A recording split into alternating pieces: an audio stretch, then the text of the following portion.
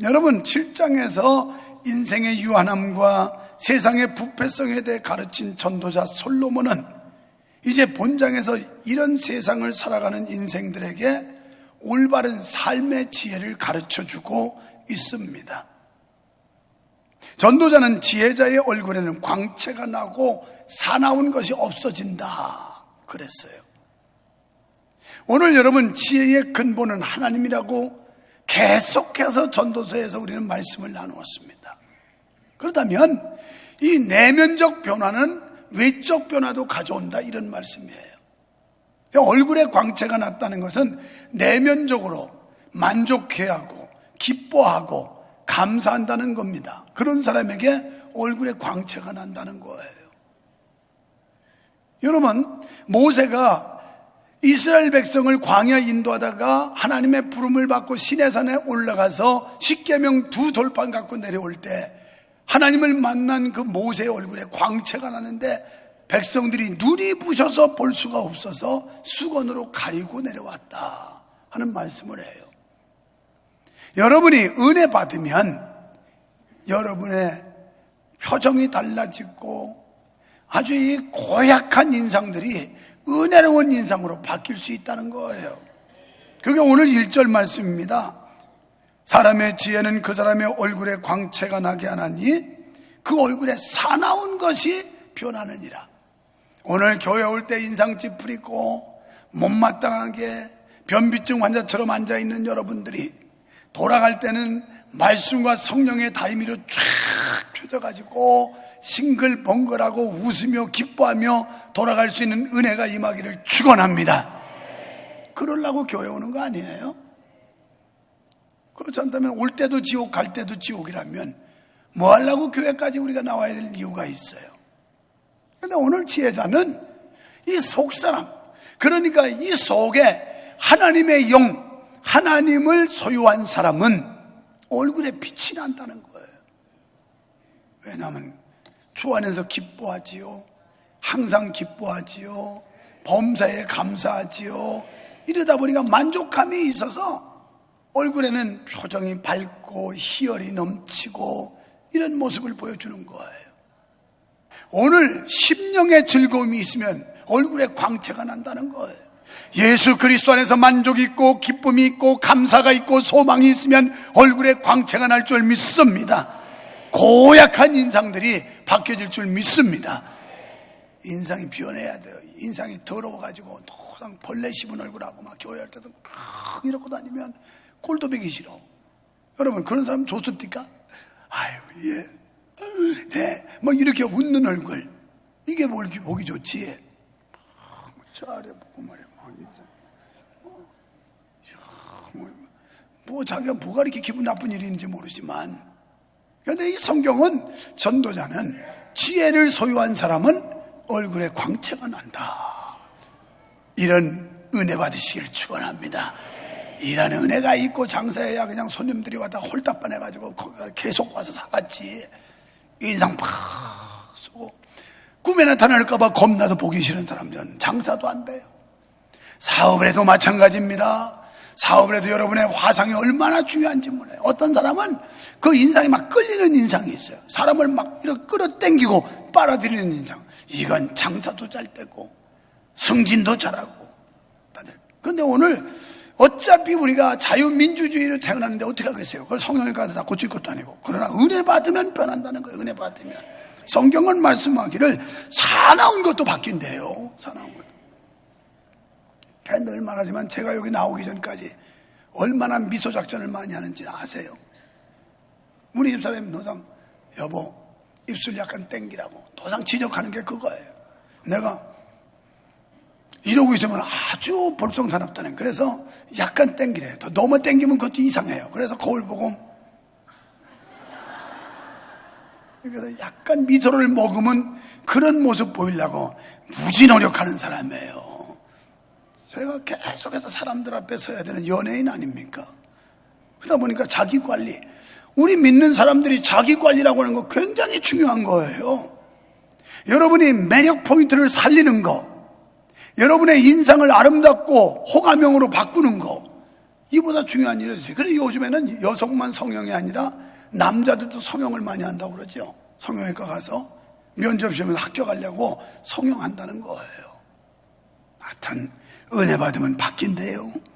은혜 받고 돌아가시기를 바랍니다.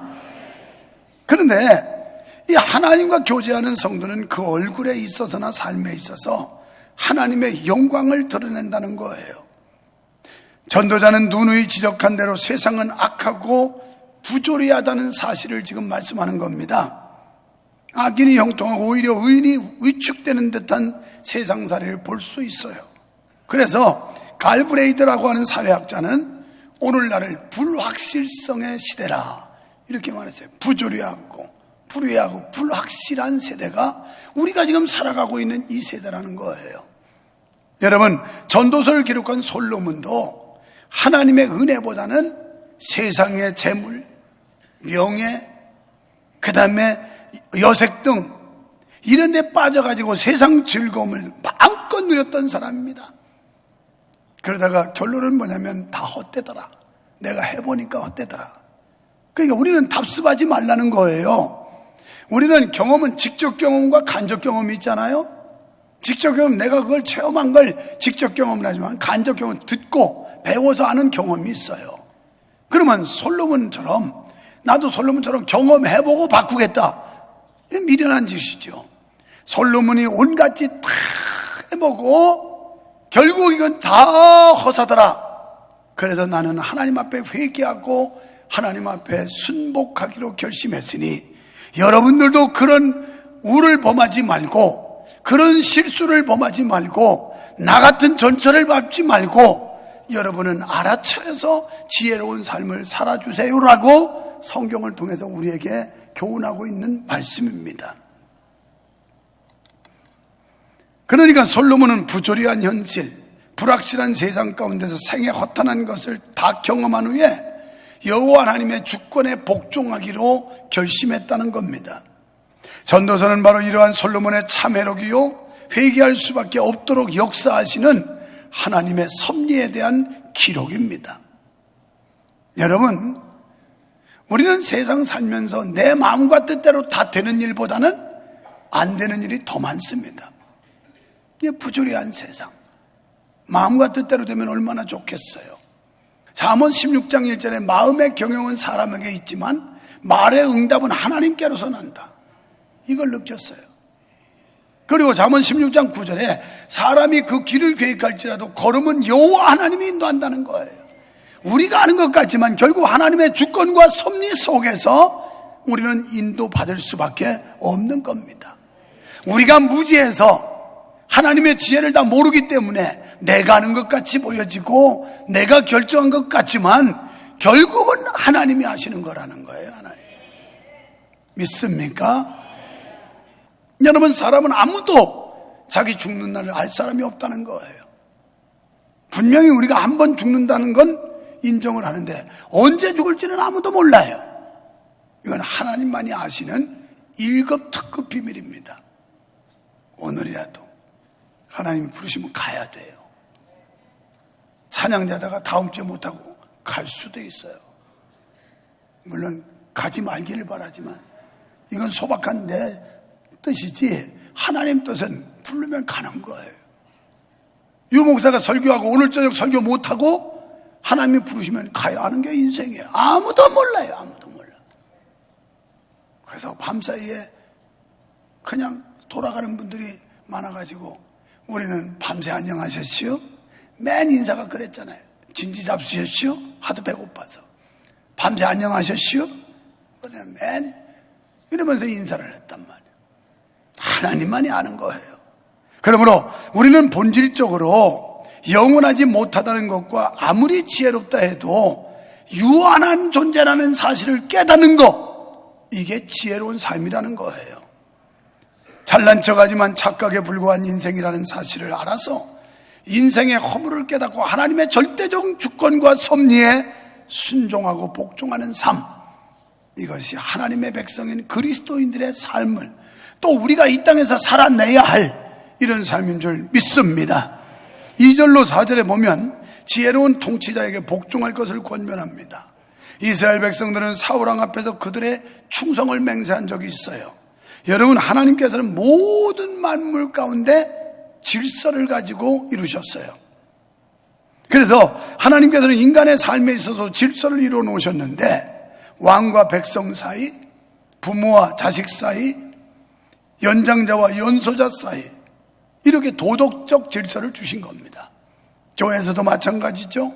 가르침을 받는 자와 가르치는 자, 갈라디아서 6장 6절에 보면 가르침을 받는 사람은 가르치는 자와 모든 좋은 것 같이 나누라는 거예요.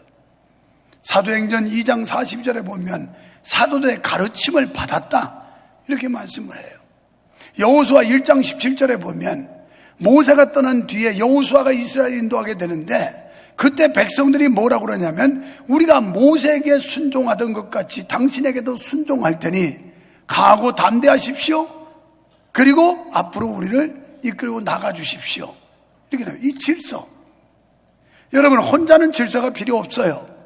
그런데 다수가 모일수록, 더 규모가 클수록 정확하게 도덕적 질서와 위계 질서가 갖춰지지 않으면 거기는 사탄 마귀가 역사를 해요. 혼란 속에 사탄이 역사하는 거예요. 그래서 교회도 잘 되는 교회들은 이런 질서가 아주 잘 확립이 되는 거예요. 하나님이 질서의 하나님인 줄 믿습니다. 그런데 지도자가 하나님을 두려워하지 않고 불의한 독재 정치로 국민을 우롱할 때는 무조건 맹종할 수 없고 불의에 항거해야 한다는 겁니다. 그렇지 않으면 권력이 우상이 될 수 있기 때문입니다. 통치자는 하나님을 경외해야 하고 하나님 앞에서 국가의 장래를 위해 기도해야 하며 바른 정치를 해야 할 의무가 있습니다. 권세 잡은 자들이 하나님께 순종하는 그런 정치를 할 때는 우리는 그 권세에 무조건 복종하고 충성을 해야 됩니다. 그러나 그렇지 못할 때는 달라지는 겁니다. 여러분, 우리는 세상의 왕 앞에 복종할 것이 아니라 만왕의 왕 하나님 앞에 복종해야 될 줄 믿습니다. 본문은 우리가 복종해야 될 대상은 전능하신 하나님 한 분뿐이라는 거예요. 우리의 왕 되신 하나님은 전능하신 분이심을 믿습니다. 그리고 우리 하나님은 전지하신 분인 줄 믿습니다. 전지하다는 건 하나님 여기만 계신 게 아니에요. 모르는 게 없어요. 우리 속에 완전히 감춰진 거 다 아세요. 그래서 사람은 외모를 보지만 여호와 하나님은 중심을 보신다고 그랬어요. 하나님은 편지하신 분이에요. 저 교회 밖에도 하나님 계시고 여기도 계시고 뭐 어디든지 안 계신 데가 없어요. 다만 우리는 시간과 장소를 정해놓고 구원받은 백성들이 믿음의 공동체가 모여서 하나님을 찬양하고 하나님을 높이는 행위의 한 수단으로 예배를 만들고, 그래 교회 공동체가 말씀을 듣고 거기서 자기를 다시 한번 비춰보고 신앙을 새롭게 전환해서 다시 도전하는 이런 장소로 이렇게 교회를 세워서 지금 예배하고 있는 거죠. 하나님은 교회 밖에도 계시고 집에도 계시고 운전하고 갈 때도 계시고 밥 먹을 때도 계시고 어디든지. 그래서 다윗이 뭘 했어요? 범죄한 뒤에 하나님의 시선을 피해 도망가려고 음부까지 지옥까지 내려가 보니까 거기도 하나님이 계시더라. 저 하늘 꼭대기 갔더니 하나님이 거기도 계시더라. 땅 끝에 가는데 바다 끝에 거기도 하나님이 계시더라. 내가 하나님의 시선을 피할 수 없었다, 이렇게 고백하는 게 다윗의 신앙 아닙니까? 하나님이 다 계세요. 여기도 계시고 지금 저 부속실에서 교육관에서 예배로 봉사하고 아이들을 가르치고 하는 선생님들의 수고 하나님이 다 보세요. 다 보세요. 유목사는 못 보지만 하나님은 다 아신다고요. 저는 저보고 목사님 머리 좋다고 어떻게 성도들을 다 기억하냐고. 아니, 몰라요. 내가 여기 아이파크 4단지 사는데 걸어서 왔다 갔다 하다 보면 그냥 낯선 분들이 지나다니다 인사를 해요. 우리 교회 성도는 성도인가 본데 도대체 모르겠어요, 나도. 그래서 그냥 인사를 받지요. 남자분들은 더합니다. 여성분들은 신방할 때 얼굴이라도 익혔는데 남자분들은 돈 벌러 가가지고 신방 가서 다시 한번 확인할 기회도 없어가지고 우리 교회 그렇다고도 요 앞에 와서 이렇게 앉아 계시면 눈도장이라도 쥐어서 보이는데 저 뒤에 저 멀리 있는데 내가 무슨 하나님이라고 그걸 보겠어요. 그러니까 모르는 거예요. 어제도 어떤 분이 인사를 하길래 인사는 받았는데 누군지 알 수가 있어야지. 그분 여기 앉아 계시면 용서하세요. 내가 무슨 하나님이에요? 몰라요. 그렇다고 또 교인이 너무 많아서 모르니까 기분 나쁘다 그러면 교인을 줄여가지고 그냥 한 4, 50명만 데리고 해야 되겠다, 그런 말 하지 말아요. 여러분, 하나님은 우리 마음속에 꼭꼭 숨겼다고 생각하는 그것까지 다 아시는 줄 믿습니다. 그래서 우리는 하나님의 말씀에 절대 순종해야 될 줄 믿습니다. 하나님만 사랑해야 될 줄로 믿습니다. 하나님보다 더 사랑하는 것이 있으면 우상입니다. 돈을 좋아하면 하나님보다 더 사랑하면 우상이 돼요. 디모데전서 6장 10절, 돈을 사랑하면 일만하게 뿌리가 되는 이런 자들은 믿음에서 떠났다는 거예요. 돈 사랑하다가. 골로새서 3장 5절에 땅에 있는 지체를 죽이라. 음란과 부정과 사욕과 정욕과 탐심은 우상이니라. 하나님보다 권력을 더 사랑하면 권력이 우상이 됩니다. 우리가 하나님의 절대 주권에 순종할 때 우리는 세상을 이기고 하나님의 영광을 드러낼 수 있는 줄로 믿습니다. 9절로 10절, 세상은 부조리하다는 거예요. 여러분, 이 세상에서 악인이 잘 되고 의인이 더 안 된다는 사실을 볼 때 하나님을 믿는 성도로서 이해가 안 될 때가 많습니다. 하나님이 살아계시면 저 고약한 놈들, 나쁜 놈들, 악한 놈들 그냥 확 때려 죽여버리지 하나님이 왜 내비둘까 이해가 안 될 때가 있을 거예요. 하지만 우리가 사는 세상에는 이런 일 말고도 얼마나 부조리한 일이 많습니까? 그러나 세상 가운데 불합리하고 부조리한 일들이 일시적이고 헛되다는 사실을 안다면 우리는 결코 실망하지 않습니다. 오히려 그럴수록 우리 성도들은 여호와 하나님만을 바라보고 하나님께서 허락하신 세상을 즐겁게 누려야 할 줄로 믿습니다. 실망과 좌절로 무기력한 인생을 살아서는 안 된다는 거예요. 그런 걸 보고 낙심하고 좌절하고 아무리 열심히 믿어도 안 되는 거, 에이구 이래서는 안 된다는 거예요. 우리는 세상이 험하면 험할수록 부조리하면 부조리할수록 여호와 하나님의 지혜의 법에 복종하고 의지하는, 하나님만 전폭적으로 지지하고 순종하는 삶을 살아내야 되는 것입니다. 우리는 마지막 때 하나님의 심판이 있음을 믿는 사람들 아닙니까? 때문에 우리는 더욱 하나님만 의지하고 그분의 주권에 절대 복종해야 될 줄 믿습니다. 잠언 15장 8절로 9절에 보면 하나님은 악을 반드시 미워한다고 그랬고, 마태복음 25장 46절에 보면 악인은 영벌에 의인은 영생에 들어간다. 결국 끝날에는 악인들은 지옥의 심판 들어가고 의로운 사람들, 주의 백성들은 천국의 복락에 들어간다는 거예요. 결론적으로 성공적인 신앙생활을 하려면 하나님을 경외해야 되는 줄 믿으시기 바랍니다. 12절에 하나님을 경외하는 자 잘 된대요. 전도자는 자신이 깨달은 바를 말씀합니다. 야고운 약복 강가에서 하나님을 경외하기 때문에 그는 기도할 수 있었습니다. 미국의 초대 감리교 감독 에즈베리는 경건한 삶을 삶으로써 44년 동안 독신으로 복음만 전파하다 하나님 앞에 갈 수 있었습니다. 우리는 하나님 앞에서 말하고 행동해야 됩니다. 언제나 하나님이 듣고 계신다, 하나님이 보고 계신다, 이게 경외예요. 하나님을 두렵고 떨림으로 섬긴다. 이것은 겁나는 하나님이 아니고 그분의 위엄, 그분의 거룩함, 그분의 위상, 여기에 혹시라도 결례가 될까봐, 누를 끼칠까봐 조심성 있게 행동하는 거, 이게 경외예요. 그래서 우리는 그리스도인으로서 목사로, 장로로, 권사로, 성도로, 집사로 하나님의 영광에 누가 될까봐, 하나님의 거룩하심에 결례가 될까봐 조심성 있게 살아내는 것, 이게 여호와를 경외하는 삶이에요. 믿어주시면 아멘 합시다. 그래서 하나님 앞에서 말하고 행동해야 합니다. 그 다음에는 제단 앞에서 살아야 됩니다. 이제 심령의 제단, 가정 제단, 교회 제단, 민족의 제단 뿔을 피워 꺼지지 않게 해야 됩니다. 우리는 영적 잠에서 깨어나야 합니다. 노아는 향락의 잠을 자다 망했습니다. 시스라는 곤비의 잠을 자다가 망했습니다. 삼손은 음란의 잠을 자다가 망했습니다.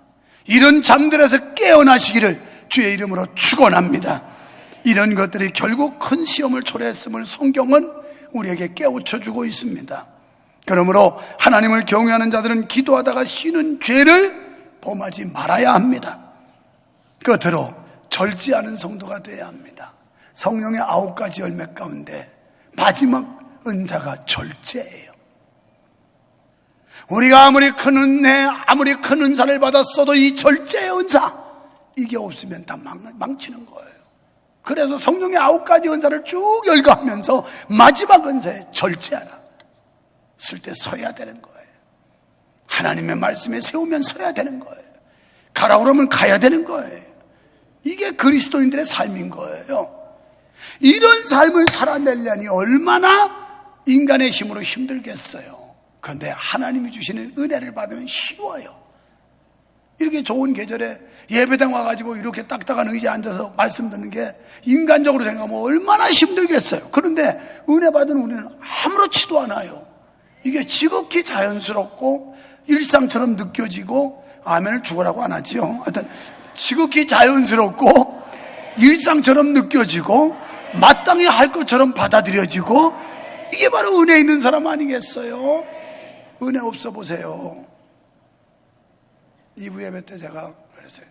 내 IQ 테스트 봤더니 윤중환 집사님이 어디 앉았는지 모르지만 그 와이프가 심희숙 집사님하고 수원 토백인데 저 원천동이 고향이었는데, 그분은 장로님 댁에 시집을 가가지고 가톨릭 신자였어요. 얼마나 교회 오기가 거북하게서 항상 지각이었어, 늦게. 그런데 언제부턴지 변화받아가지고 이제는 2부 성가들을 일찍부터 와서 연습하고 찬양을 하는 모습을 보니까 얼마나 감동이 되는지 나가서 내가 심희숙 집사님 했더니 가슴이 철렁하니 깜짝 놀라더라고. 이러더라고요. 그래서 놀랄 거 없어요. 내 IQ 테스트야. 심희숙이라는 이름을 기억하는지 내가 보는 거야. 남편은 윤충환이지, 내가 그러면서. 그런데 지금은 변화받아서 그렇게 자연스럽게 이 찬양대하고 봉사하는 일들이 그냥 자연스러운 거야. 이게 지극히 정상이야. 이게 은혜 있는 사람들이에요. 은혜 없을 때 그분은요 항상 늦게 왔어요. 남편한테 끌려가지고 늘 지각했어요. 오늘까지 지각하는 분들은 이해해 줄 수 있어요. 그러나 다음부터 지각하는 분들은 은혜가 좀 적은 사람들이다. 그래서 오기 싫은 거 오니까 항상 지각이다, 이렇게 오해하지 않도록, 여기는 목사가 오해하지 않도록 제발 좀 서둘러서, 그거 새벽기도 오는 것도 아니고 주중 예배 공예배 다 오시는 것도 아니면서 주일날 한번 오기를 그렇게 주님 앞에 영광 돌리는데 늦게 오셔서 되겠어요? 아, 그래도 되겠시요? 어쩌려고 이래요? 절제해요. 이것도 모든 것 절제할 때 가능해요. 이 길을 다투는 자마다 모든 일에 절제한다고 말씀합니다. 이런 삶만이 면류관 쓰는 인생이 된다고 바울은 우리에게 말씀합니다. 그렇습니다. 띠를 풀어놓지 말고 사랑의 띠, 진리의 띠, 봉사의 띠를 띈 채 일심으로 주께 죽도록 충성하는 여러분 되시기를 축원합니다. 그리하면 여러분은 생명의 면류관 쓸 줄 믿습니다. 비록 일순간 악인이 잘 되는 것처럼 보이지만 궁극적으로는 하나님을 경외하는 자가 잘 된다는 거예요. 시편 34편 8절 말씀대로 끝까지 주께 충성함으로 여호와의 선하심을 맛보아 아는 성도 여러분 되시기를 주님의 이름으로 축원합니다. 축원합니다.